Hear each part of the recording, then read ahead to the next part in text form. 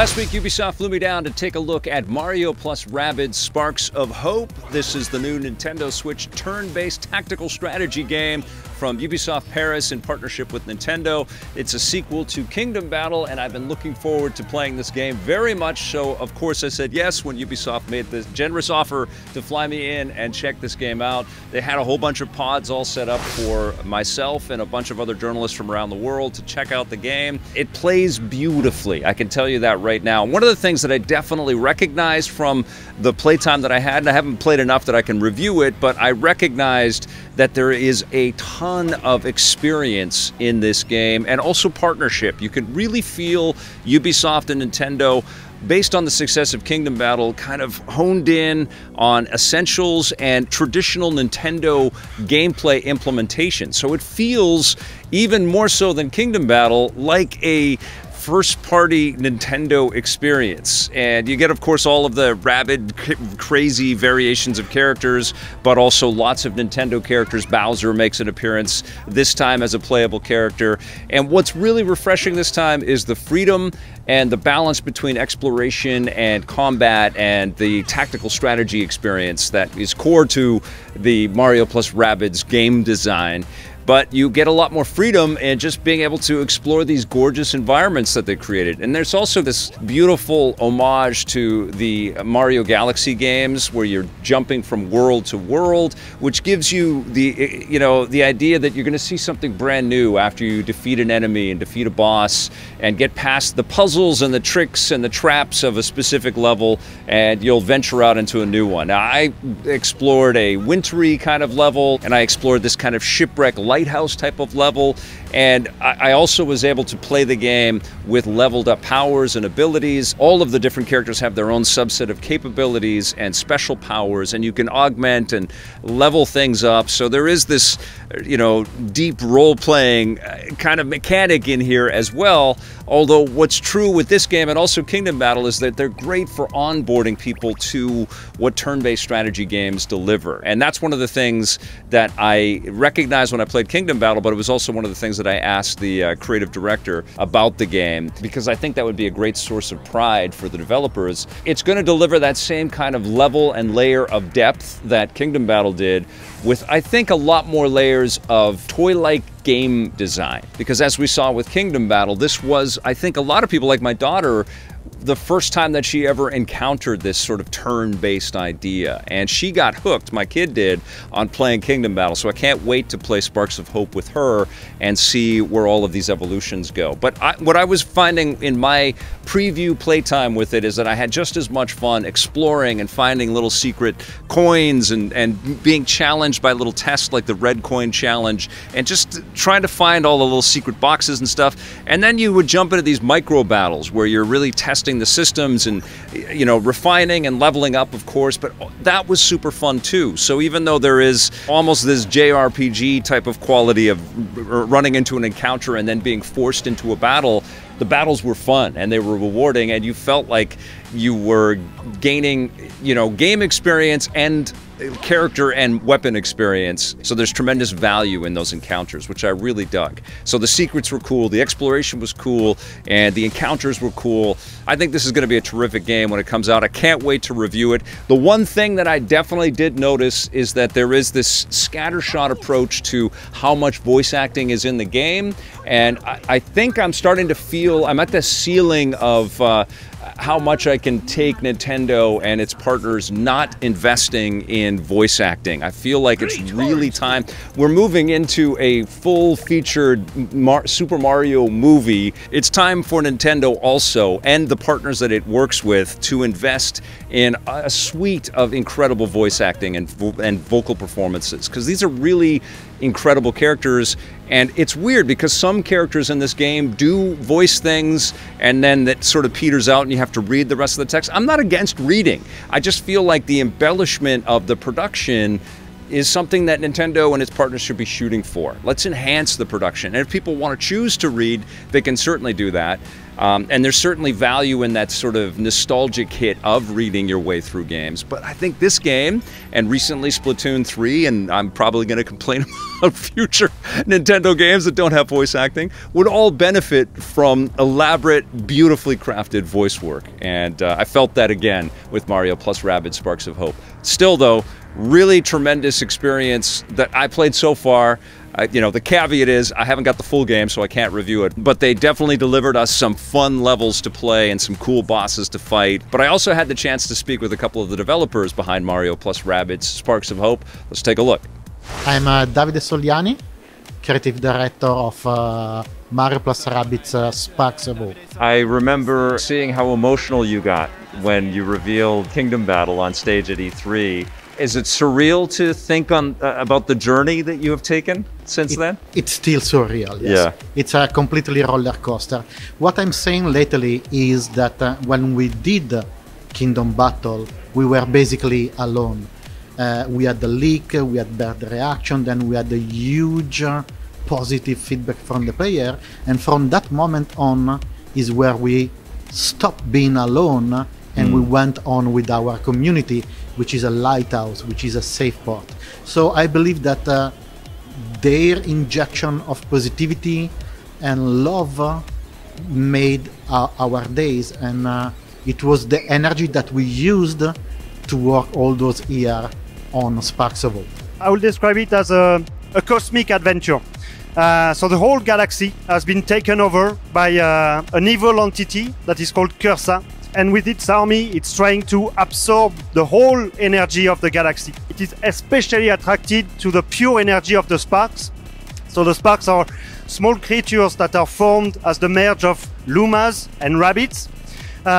And our heroes, Mario, Rabbid Peach, and all their friends, are going to sail on an adventure throughout the whole galaxy to save the galaxy, save the sparks, and defeat Cursa and its army. Does it feel different to you to work with Nintendo now, after all of these years? We never stopped working with Nintendo, in fact, since even before than 2014. So it's a solid 8 years that we are working together, because we did the Kingdom Battle, we did Donkey Kong Adventure, and then we started to work on Sparks of Hope, and then of course the DLC that has been partially announced. So I think that in terms of a relationship,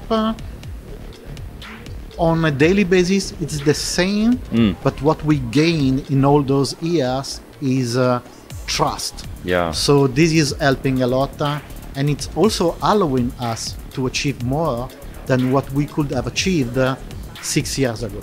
The first time when we came with Mario plus Rabbids Kingdom Battle, it was the introduction of our collaboration with Nintendo. So we had to learn how to work together and collaborate. But thanks to the success of Mario plus Rabbids Kingdom Battle, and later on the success of the expansion that we released with the Donkey Kong Adventure, we really built a very strong and trustful relationship with them. So going with Sparks of Hope, we are already in known territories with them, and it really enables us to push even forward what we could do with the Nintendo universe on one side and the Rabbids universe on the other, and push the boundaries even further than what we could do in Mario plus Rabbids Kingdom Battle. I don't mean this to come across as reductive at all, but this feels even more like Nintendo's first party, like they are publishing it. Is there something that your team has learned through these years of working with Nintendo that maybe surprised you, that you weren't expecting? I think that each one in Ubisoft or Nintendo is gaining a bit from each other, and I think that what you said, it's a beautiful compliment, because Nintendo has super high standard in terms of quality. Sure. So for us, is an achievement, is a goal.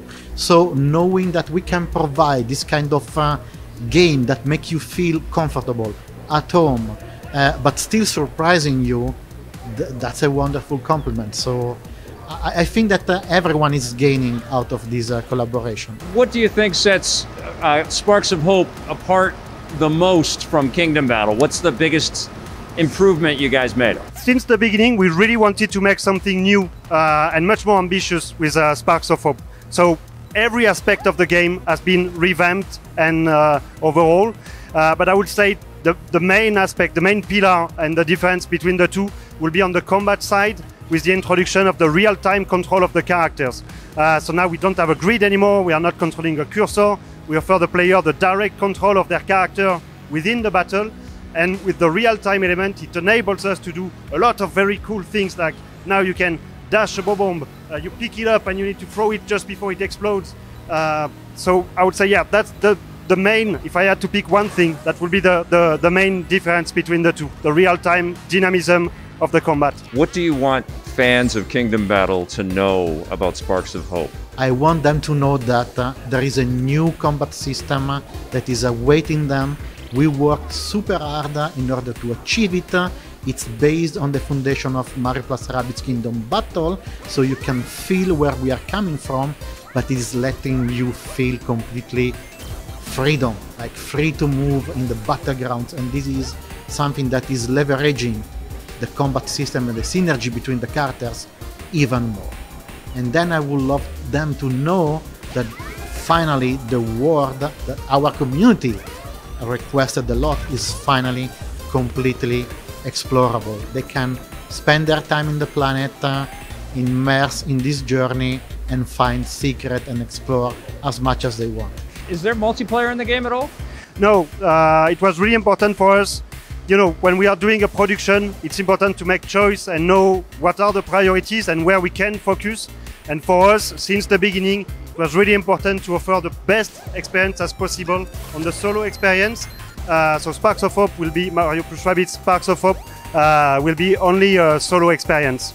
That's what was cool for me playing the game today, is that it was fun doing all aspects of it, but it felt like the battles were like these little rewards. Like the battles were like the gifts that the game gives you as you explore it. Was that kind of what you were trying to get? In a way, yes, because we said the exploration should glue together all the experience of the combat, which is still our main focus. Sure. But now in Sparks of Hope, player can tailor the experience around them. They can spend more time on the critical path or on the side content. They can solve quests, help the inhabitants, or keep doing battles after battle. It's really up to them. Where before the experience were more a linear kind of corridor, sure, where players were forgetting what was behind them, now in Sparks of Hope is more of a circular experience. We have been inspired a lot by games that I loved, like Super Mario 64. We really wanted the player to enjoy their time and enjoy the game at their own pace. Awesome. Yeah, it's very toy-like. It feels very much like you're just It is. playing in every direction, right? It is. Yeah, it is. that's awesome. There's connection and threading to Super Mario Galaxy. Was that one of the major games that you were looking to from inspiration? It's not directly tied to Super Mario Galaxy, but it feels like it's of that ilk. Sparks of Hope basically take place in the universe of Mario plus Rabbids, that's our own universe. As a team, we are so lucky that when we can cherry pick things that we love out of the Mario universe. So, because we wanted to set this adventure in the space, this is a space journey after all, we thought that the Lumas were a perfect fit for our game. So we invented this merge between the Rabbids and the Lumas that created the Sparks, creatures that are bonding with the heroes and that they are lending them incredible powers. And because of the modularity of those creatures, now the player have the capacity of equipping them on the characters they love. So this is even amplifying even more the possibility in combat. So it's not directly inspired by Mario Galaxy, even if it's one of the Mario that we love the most, but there is something that we took out of it and we injected in our adventure that takes place in the Mario plus Rabbids universe, but it is in the space this time. Can you tell me a little bit about working on the Nintendo Switch and how your familiarity has helped the visuals of this new game really kind of sing? The good thing is that with Mario plus Rabbids Kingdom Battle, we discovered the platform at the same time as the development. and it went really well. We discovered all the opportunities that the platform offers, with of course the different ways to play it. And it was really important for us to make a game that makes sense and that makes the best use of the platform capacity. It was important for us to tailor the experience so that you could play it maybe for a short burst session of, I don't know, 15 minutes because you are on the train or in the metro, and make the best opportunity of the handheld mode of the console. After that, of course, we had the opportunity to work again on the Switch on the Donkey Kong Adventure expansion. So now the whole team is extremely familiar with the whole platform and all the opportunities that it can bring. So it really enables us with Sparks of Hope to use all the knowledge that our technical team has and push even further the boundaries of what we can do in this platform. And of course, the fact that the game is it's exclusive to the Nintendo Switch, we can once again focus all our efforts to ensure that on this platform, the game looks as gorgeous as possible and run as smoothly as possible as well. There's a lot of voice acting in the game, but there's characters that don't speak that much. And you're I guess, trying to find how do you find that balance, and how did you determine who spoke and who didn't speak? I think that the first intention for us was adding a voice character to amplify the color palette, the motion, and the character psychology that we were presenting, especially with the new characters. And then I would say that inside the planets we have what we call vanilla rabbits, because they are the classical white rabbits that we call it rabbitness, that are spread throughout the planets, and they are creating this kind of humorous small experience. So it's a game in itself, searching them and hearing what people have to say about them. So those are kind of rabbits that are more tied to the classical image that we have about the rabbits. Then we have the NPC. Some of those NPC are again quite basic, and they are delivering basic quests, but some are more important, such as the chiptune maestro in Beacon Beach, that you start to recognize that it's more work around this type of NPC. And then of course there are bigger ones, such as the Warden, the protector of the planet, such as Ogie in Beacon Beach. So those characters are important for us to have a voice that is representing them. Of course, even more important, the two characters such as Beepo and Genie, that are our narrator voice. They are combining the players from the beginning to the end of the adventure, so their voice was kind of something that a player could count on from the beginning to the end. So we try to find a balance to have a perfect mix between the rabbits and the Mario character, but at the same time we wanted to push it a bit more on those two extra characters, because I believe that the story it's selling the narrative in an even better way with those two. Did you visit the Kyoto offices of Nintendo during the development? We did, but in the past. For Sparks of Hope, we had to manage the lockdown and all the production that we did in Sparks of Hope between Milan, Paris, Montpellier, Chengdu and Pune. So basically most of our work was from remote. So between the lockdown, the smart working, and the fact that we had to manage all our work together, we did everything on site. Yes. But I cannot wait to visit Japan once again, because regularly in the past I was going there once a year, and now I'm missing it a bit. That is going to make a lot of people envious to hear that you visited Nintendo in Japan. Can you give me maybe one of the coolest things that you saw when you were visiting? Absolutely, yes. You know that there are amiibos that are standalone figure of all the heroes in Nintendo, but also in other games that have NFC, and those are basically giving you extra things in game. Well, basically in the cafeteria there is the same concept, but is attached to every single things that you can buy inside there. So you buy food, and as soon as you put it on your ashtray, it's basically automatically telling to the place that you are buying this kind of food. Oh, wow. And then automatically is bringing it away when you are finished it on a moving belt, and it feels a bit of magical when you are inside. So it was something that surprised me. That's science fiction. That's incredible.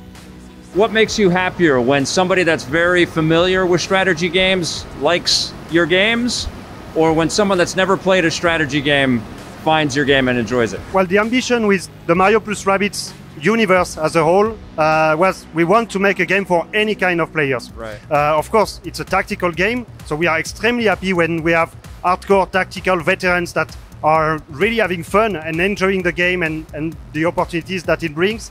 But for sure, I have a specific heartwarming moment and goosebumps every time I hear a player that consider himself as, sometimes they say even like, oh, I really don't like tactical games, it's not for me, it's too slow, or I need to think too much, and I don't like that. And most of the time they just take the controller, they try the game for a few hours, and after that they come and say, oh, this is so cool, now I want to play other tactical games. So I didn't even think that we were expecting it, but we realized that thanks to Kingdom Battle and now Sparks of Hope, we are really opening a door to a new audience, to the tactical genre as a whole, and that's really a great feeling to know that we are bringing even more players in this genre that the whole team, of course, is a huge fan of. Now, you've spent the better part of 10 years working with Nintendo and Ubisoft on Mario plus Rabbids. Is this something that you yourself can see yourself making more or doing more of this? Or do you want to try something different? It depends on the player. It depends on Nintendo and Ubisoft. The only things I could say that is our team, it's very passionate. We love this relationship, so we always hope, like in Sparks of Hope, that there will be a future together.